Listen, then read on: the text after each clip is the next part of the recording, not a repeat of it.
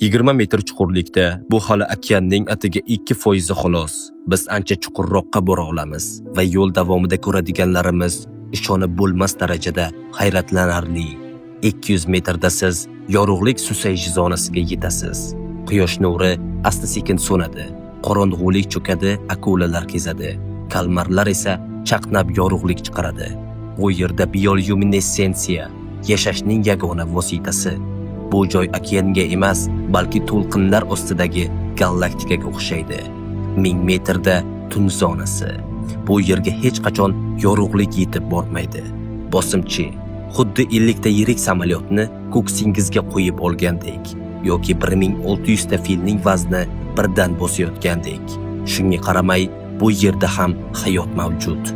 Ulkan kalmar, qorong'uda o'zidan yorug'lik chiqarib turadigan angler balig'i yashaydi. 4000 metrda abiss, ya'ni tubsizlik, muzdek sovuq va kemalar qabristoni. Aynan shu yerda Titanic kemasi 1910